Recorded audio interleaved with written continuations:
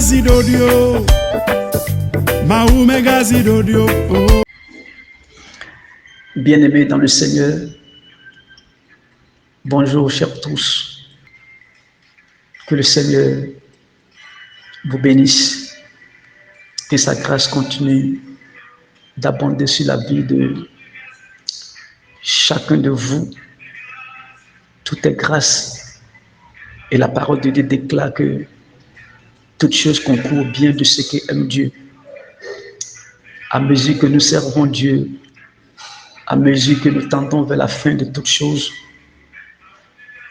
les moments, les temps et les circonstances ne doivent jamais nous empêcher d'écouter la parole de Dieu, d'être toujours en relation avec notre Créateur. Et c'est même le moment plus que jamais d'être encore plus fidèle, plus concentré. C'est le moment plus que jamais d'être résolument tourné vers le royaume de Dieu, vers la parole du Seigneur. Alors ce matin, le Seigneur me donne la grâce de partager une portion de l'Écriture avec vous pour vous encourager, pour vous édifier, afin que chacun de nous puisse ce matin encore d'une autre manière se repositionner avec le Seigneur. Et nous allons prier. Seigneur notre Père, nous voulons te bénir parce que tu es toujours Dieu, notre Seigneur. Tu n'as point changé. Tu es le même hier, aujourd'hui et éternellement. Dans ta sagesse infiniment variée, tu as permis ce matin que tes enfants se retrouvent encore autour de ta parole.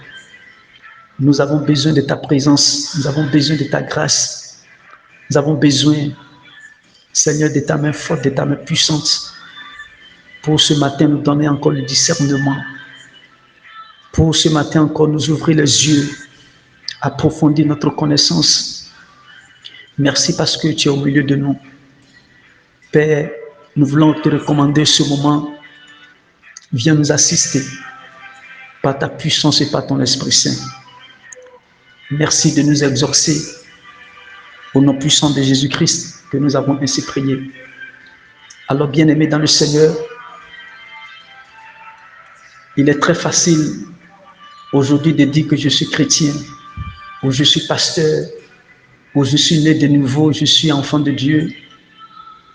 Il est très facile aujourd'hui de dire que je vais à l'église.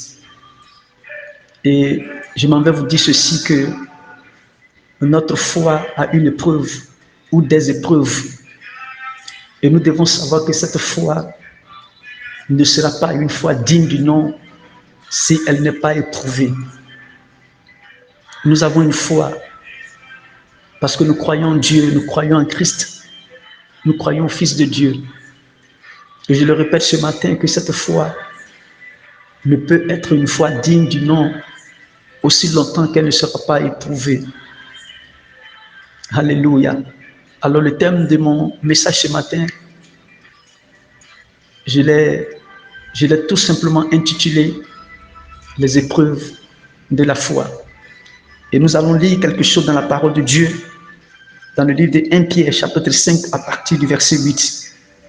Il dit ceci: « Soyez sobres, veillez, votre adversaire le diable rôde comme un lion rugissant, cherchant qui il dévorera. Résistez-lui avec une foi ferme, sachant que les mêmes souffrances sont imposées à vos frères dans le monde. Le Dieu de toute grâce, qui vous a appelé en Jésus-Christ à sa gloire éternelle, après que vous aurez souffert un peu de temps, vous perfectionnera lui-même, vous affermira, vous fortifiera, vous rendra inébranlable. À lui soit la gloire au siècle des siècles. Alléluia. Voici ce que la parole de Dieu nous déclare ce matin, bien-aimés. Les épreuves de la foi. Longtemps, les gens ont prêché que lorsque nous devenons chrétiens, c'est la fin de toutes les souffrances. Quand nous devenons chrétiens, nous n'allons plus rien manquer. lorsque je vais devenir chrétien ou lorsque je deviens chrétien, je ne peux plus être éprouvé. Je suis libre de toute épreuve, de toute souffrance. Je ne serai plus malade, je ne vais plus tomber malade. Je ne vais plus manquer d'argent. Je ne peux plus manquer de mari, je ne peux plus manquer de femme. Lorsque je serai chrétien, je ne peux pas manquer de boulot. En fait, c'est la fin de toutes mes souffrances, de tous mes problèmes. Et plus d'un aujourd'hui ont été déchus parce que ils ont fait tout à fait le contraire en venant dans le Seigneur. Et c'est ce que ce matin, nous voudrons partager avec vous. Que lorsque nous devenons chrétiens, au contraire, c'est le début de nos afflictions, c'est le début de nos problèmes, c'est le début de la souffrance. Et la Bible ne nous a jamais promis que lorsque nous devenons enfants de Dieu, c'est la fin de tous les problèmes. La parole de Dieu ne nous a jamais dit cela.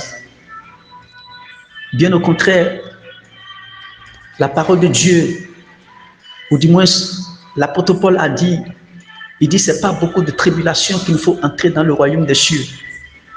Nous aurons des problèmes, nous aurons des difficultés, nous aurons des situations difficiles. Les problèmes vont surgir de gauche à droite. Quand bien même que nous sommes des enfants de Dieu, beaucoup de choses nous arriveront. Et l'apôtre Pierre le dit si clairement. Il dit résistez-lui avec une foi ferme, sachant que les mêmes souffrances sont imposées à vos frères dans le monde.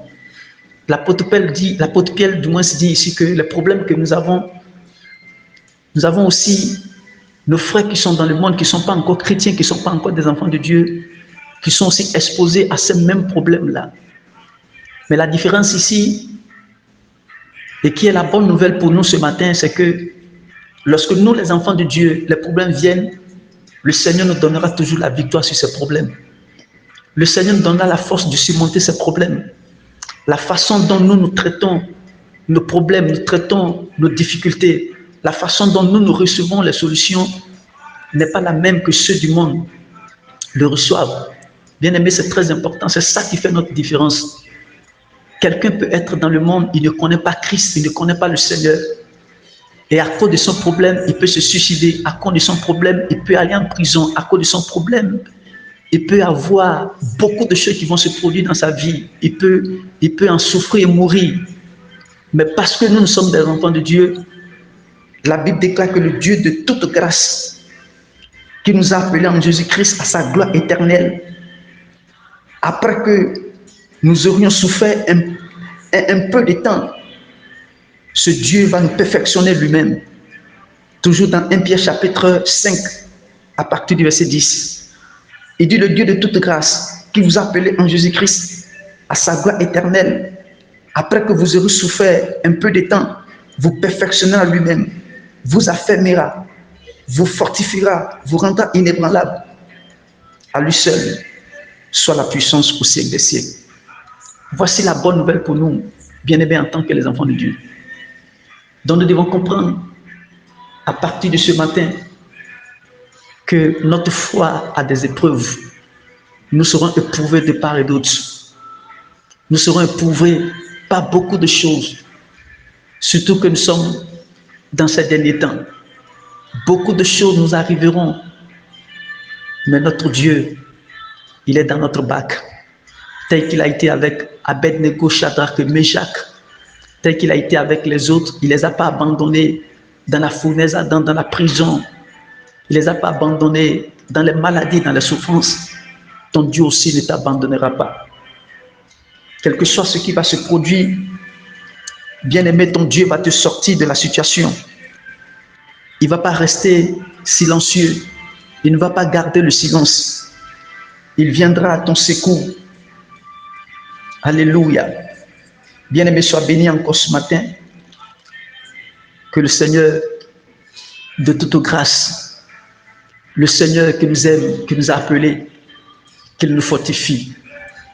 Peut-être que ce matin, tu es devenu languissant, tu es affaibli à cause de ce qui se passe. tu es découragé, mais je m'en vais te fortifier ce matin. Je m'en vais te dire de reprendre encore courage, parce que rien n'est encore tard. Dieu sait ce qu'il fait. Il est dans notre bac. Il n'abandonnera pas son Église. Il ne va pas abandonner ses serviteurs ni ses enfants. Il continuera à nous secourir. Et nous verrons sa gloire à coup sûr à la fin de toutes choses. Soyez bénis ce matin et que la grâce de Dieu abonde sur chacun de vous. Shalom, shalom, shalom. Amen.